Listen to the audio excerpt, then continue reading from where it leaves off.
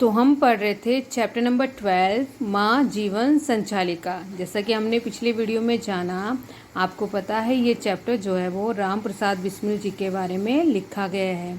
राम प्रसाद बिस्मिल एक ऐसे सच्चे देशभक्त, ऐसे क्रांतिकारी विचारधारा वाले व्यक्ति थे जिन्होंने अपना पूरा जीवन अपने देश की सेवा में लगा दिया। तो अभी तक हमने राम प्रसाद बिस्मिल जी के बचपन के बारे में ही जाना कि राम प्रसाद बिस्मिल जो है वो उनका जन्म 11 जून 1897 को उत्तर प्रदेश के शाहजहाँपुर में हुआ था। उनके पिताजी मुरलीधर, उनकी माताजी का नाम श्रीमती मूलमती और उनके माता पिता दोनों ही भगवान श्री राम के परम भक्त थे, जिस कारण उन्होंने अपने बच्चे का नाम राम प्रसाद रख दिया। राम प्रसाद जी को बाल्यकाल से ही शिक्षा दीक्षा में इतना इंटरेस्ट नहीं था, उनको पढ़ाई में इतना इंटरेस्ट नहीं था। उनका ज़्यादा ध्यान, उनको ज़्यादा जो इंटरेस्ट था वो था खेल कूद में, जिससे उनके पिता जो है क्रोधी स्वभाव होने के कारण कभी कभी उनको मार भी देते थे। लेकिन माता जो है वो बड़े ही प्यार से, बड़े ही दुलार से अपने बेटे को समझाती थी। वे कभी अपने बेटे पर गुस्सा नहीं करती, ना ही कभी उसे मारती थी। राम प्रसाद बिस्मिल जी को उनके पिता ने हिंदी तो पढ़ाई हिंदी भाषा का ज्ञान तो करवाया ही, साथ ही उन्होंने अपने बच्चे को उर्दू सीखने के लिए उर्दू के स्कूल में भी भेजा। लेकिन ये उनको बचपन में ऊ लिखना नहीं आता था, जिसके कारण उनके पिताजी से उन्हें खूब मार पड़ी थी। अतः फिर उर्दू सीखने के लिए जब उनको स्कूल भेजा गया, तो उसी तरह से जब उनकी माता के स्नेहवश, माता के प्रेम स्वरूप उन्हें अंग्रेजी सीखने के लिए वह मिशन स्कूल भी गए। राम प्रसाद बिस्मिल जो है उनका ध्यान जो आर्य समाज में भी आने लगा। वो धीरे धीरे आर्य समाज में भी रुचि लेने लगे। वे प्रायः आर्य समाज के लोगों के प्रवचन, उनके व्याख्यान सुनते और वहाँ पे साधु सन्यासियों की खूब सेवा करते थे। और राम प्रसाद बिस्मिल जो थे अपनी माता से बहुत अधिक प्रभावित थे, बहुत ज़्यादा अटैच जो थे वो अपनी माता जी से थे। तो माता जी भी उनको हमेशा प्रोत्साहन देती, उनको अच्छी तरीके से समझाती, बड़े प्रेम स्वरूप उनको समझाती और उनके जीवन को नई दिशा प्रदान करती रहती। तो बिस्मिल जी जब जेल में थे, तो जेल में बैठे बैठे उन्होंने अपनी माता को एक पत्र लिखा था, जो पत्र आज हम पढ़ेंगे। जन्मदात्री जननी, हे जन्म देने वाली, जन्मदात्री मतलब जन्म देने वाली, जननी माँ, सादर चरण स्पर्श, आपको सादर चरण स्पर्श। मुझे इस जीवन में आपका ऋण उतारने का अवसर नहीं मिला, यद्यपि इस जन्म में क्या अगले कई जन्मों में भी आपसे ऋणी नहीं हो पाऊंगा। तो यहाँ पे राम प्रसाद बिस्मिल जी कहते हैं कि मैं इस जन्म में आपका ऋण नहीं उतार सका, मुझे अवसर ही नहीं मिला, मुझे मौका ही नहीं मिला कि मैं आपका ऋण चुका सकूं। बल्कि इस जन्म में तो क्या, मैं अगले आने वाले कई जन्मों तक आपके ऋण से ऋण नहीं हो पाऊंगा। आपका जो ऋण है, आपका जो कर्ज है मेरे ऊपर, मैं कभी भी उसको नहीं उतार पाऊंगा। जिस प्रेम और दृढ़ता से आपने मेरा यह तुच्छ जीवन सुधारा है वह अवर्णनीय है। आपने जिस तरह प्रेम और दृढ़ता से मेरा ये तुच्छ जीवन, ये मेरा साधारण सा जीवन जो है सुधार दिया है, वो तो वर्णन योग्य ही नहीं है। उसका तो मैं वर्णन ही नहीं कर सकता, उनको शब्दों में बयान करना तो बहुत ज़्यादा मुश्किल है। मेरी शिक्षा, मेरी आत्मिक उन्नति, धर्म के प्रति मेरी रुचि, सब पर आपकी ही कृपा है। मेरी शिक्षा हो या फिर मेरी आत्मिक उन्नति हो, मेरी आत्मा का जो विकास है, या मेरी धर्म के प्रति जो रुचि है, उन सब पर आपकी ही कृपा है। आज मैं जो कुछ भी हूँ वो आपकी वजह से ही हूँ। महान से महान संकट में भी आपने कभी मुझे अधीर होकर कुपथ पर चलने नहीं दिया। चाहे कितना भी बड़ा संकट आ गया हो, चाहे कैसा भी बड़ी मुसीबत आ गई हो, आपने मुझे कभी भी विचलित होकर या फिर हार कर बुरे मार्ग पर चलने नहीं दिया। मैं चाहूँगा कि जन्म जन्मांतर आप ही मेरी माँ बने। मैं तो यही चाहूँगा, मैं जितने भी जन्म लूँ उसमें आप ही मेरी माता बने। माँ, मेरे मन में एक ही तृष्णा शेष रह गई कि मैं आपके चरणों की सेवा ना कर सका। आप यह सोचकर धैर्य धारण करना कि आपका पुत्र माताओं की भी माता, भारत माता की सेवा में अपने जीवन की बलि की भेंट दे गया। आप यह आशीर्वाद दो कि अंतिम समय में भी मेरा हृदय विचलित ना हो और आप भी उसी प्रकार धैर्य रखना जैसे गुरु गोविंद सिंह की धर्म पत्नी ने रखा था, जिन्होंने अपने पुत्रों की मृत्यु को हर्षित होते हुए सहन किया था। माँ, मेरे मन में सिर्फ एक ही लालच अब बाकी रह गया है। तृष्णा होता है लालच, कि मैं आपके चरणों की सेवा ना कर सका। माँ, मेरे मन में सिर्फ एक ही तृष्णा शेष रह गई है। मेरे मन में सिर्फ एक ही लालच शेष रह गया है कि मैं आपके चरणों की सेवा ना कर सका, मैं आपकी सेवा ना कर सका। आप यह सोचकर धैर्य धारण करना, आप यह सोचकर थोड़े धैर्य मतलब धीरज धरना कि आपका पुत्र माताओं की भी माता भारत माता की सेवा में अपने जीवन की भली भेंट दे गया। तो आप यह सोचकर धीरज धरना कि आपका पुत्र जो है वो माताओं की भी माता भारत माता की सेवा में अपने प्राणों की बलि भेंट दे गया। आप यह आशीर्वाद दो कि अंतिम समय में भी मेरा हृदय विचलित न। आप तो मुझे ये आशीर्वाद दे दीजिए कि जब मेरा अंतिम समय नज़दीक हो तो मेरा हृदय उस समय विचलित ना हो। मैं हंसते हंसते अपने प्राण अपनी मातृभूमि के लिए न्यौछावर कर दूं और आप भी उसी प्रकार धीरज धरना जैसे गुरु गोविंद सिंह की धर्मपत्नी ने धरा था, जिन्होंने अपने पुत्रों की मृत्यु को हर्षित होते हुए सहन किया था। आप भी उसी प्रकार धीरज धारण करना जिस प्रकार गोविंद सिंह की धर्मपत्नी ने अपने पुत्रों की मृत्यु को हंसते हंसते सहन कर लिया था। आपके चरण कमलों में मेरा प्रणाम, आपके चरण रूपी कमल रूपी चरणों में मेरा प्रणाम। आपका पुत्र राम। राम प्रसाद बिस्मिल 9वीं कक्षा में ही पढ़ते थे जब उनके हृदय में स्वदेश प्रेम की लौ जगी।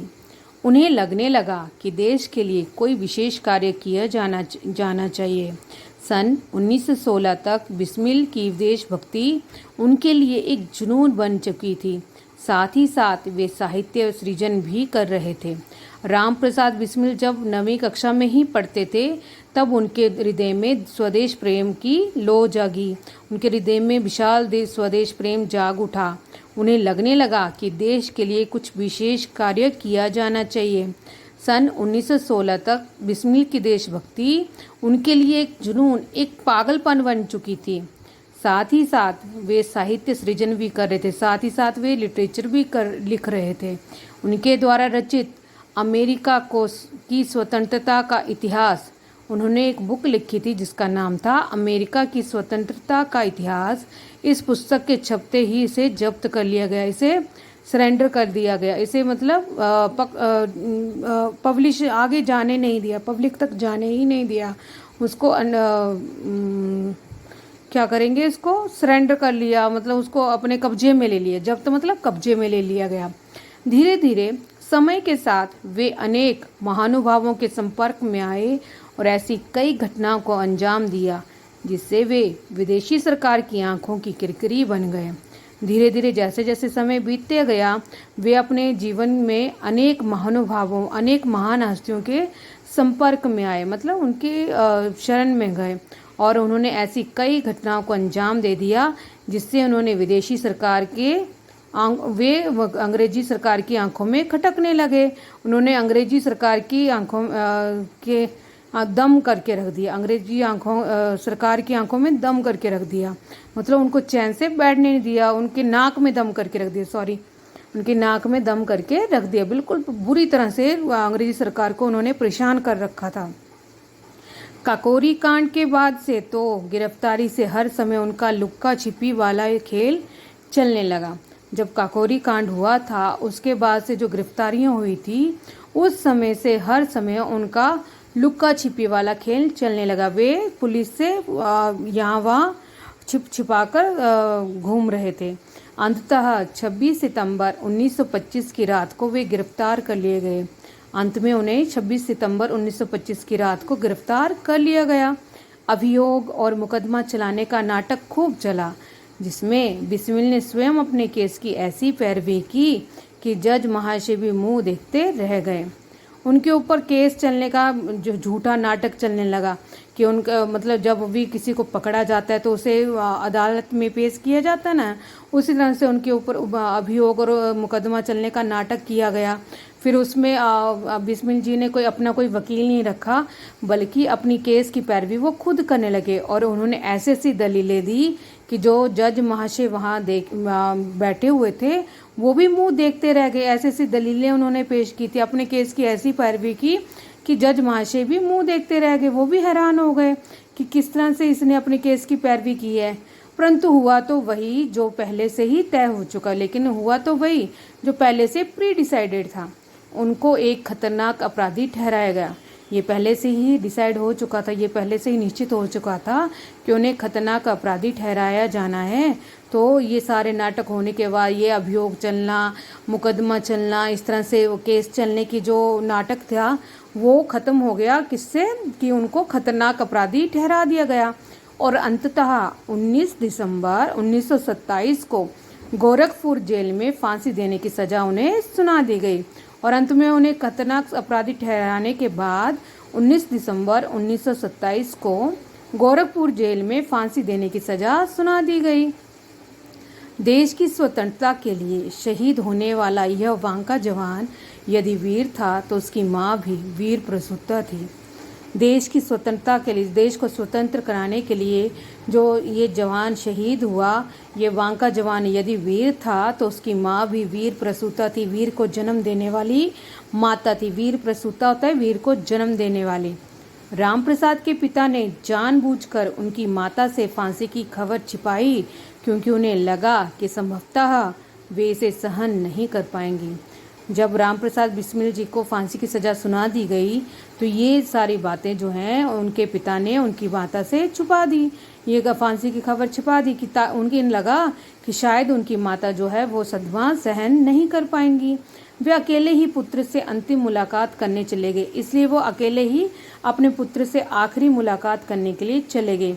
माँ भी आखिर माँ ही थी। वे पिता से पहले ही बेटे के सामने उपस्थित थी। वे इतनी बहादुर स्त्री थी, इतनी वीरांगना स्त्री थी कि वे पिता से पहले ही बेटे के सामने वहां पर पहुंच चुकी थी। कहते हैं कि माँ को सामने पाकर पुत्र की आंखें गीली भी ना हो पाई थी कि वे पहले ही सिहनी सी हुंकार उठी। ये कहा जाता है कि अभी माँ को सामने पाकर पुत्र की आंखें भी गीली ना हो पाई थी। ये तो स्वाभाविक था कि माँ को सामने देखकर पुत्र की आंखें तो गीली होने ही थी, उसको तो रोना आना ही था। लेकिन उसके आंसू टपकने से पहले ही उसकी माता शेरनी सी हुंकार पड़ी, शेरनी सी दहाड़ पड़ी कि अगर रोना ही था तो इस ओर ध्यान ही क्यों लगाया। उसकी माँ शेरनी की सी दहाड़ कर कहती है कि यदि तुम्हें इस तरह से रोना ही था तो इस ओर ध्यान ही क्यों लगाया, तुम इस ओर आए ही क्यों, तुमने ये रास्ता अपनाया है क्यों। फांसी के बाद उनकी माँ ने कहा, मैं प्रसन्न हूँ, मेरे पुत्र ने शूरवीरों की भांति अपने प्राण न्यौछावर किए। जब उन्हें फांसी दे दी गई तो फांसी के बाद उनकी माता ने कहा कि मैं खुश हूँ कि मेरे पुत्र ने शूरवीरों की भांति अपने प्राणों को न्यौछावर कर दिया, अपना बलिदान दे दिया। दिल फिदा करते हैं, कुर्बान जिगर करते हैं, पास जो कुछ है वो माता की नज़र करते हैं। कितनी सुंदर पंक्तियां ना अपनी मातृभूमि के लिए कही गई हैं। क्या? दिल फिदा करते हैं, कुर्बान जिगर करते हैं, पास जो कुछ है वो माता की नज़र करते हैं। वंदे मातरम, भारत माता की जय, यह कह वे हंसकर फांसी के फंदे पर खुशी से झूल गए। वंदे मातरम और भारत माता की जय कहते हुए, ये जयकार लगाते हुए वह हंसते हंसते फांसी के फंदे पर झूल गए। इस वीर शहीद का स्मृति स्थल देवरिया जिले के बरहज नामक स्थान पर है, जिसके अंदर उनकी अस्थियों का कलश मौजूद है। इन वीर शहीद मतलब हमारे राम प्रसाद बिस्मिल जी, जो ये वीर शहीद हैं, उनकी स्मृति, उनकी मेमोरी में एक मेमोरी प्लेस बनाया गया है, जो कि देवरिया जिले के बरहज नामक स्थान पर है, जिसके अंदर उनकी अस्थियों का कलश, उनकी अस्थियों का जो कलश है वो आज भी मौजूद है। यही उनका मेमोरियल प्लेस बनाया गया है। वो कहाँ है? देवरिया जिले के बरहज नामक स्थान पर। मुझे आशा है कि आपको इस पाठ से कुछ ना कुछ सीखने को तो ज़रूर मिला होगा।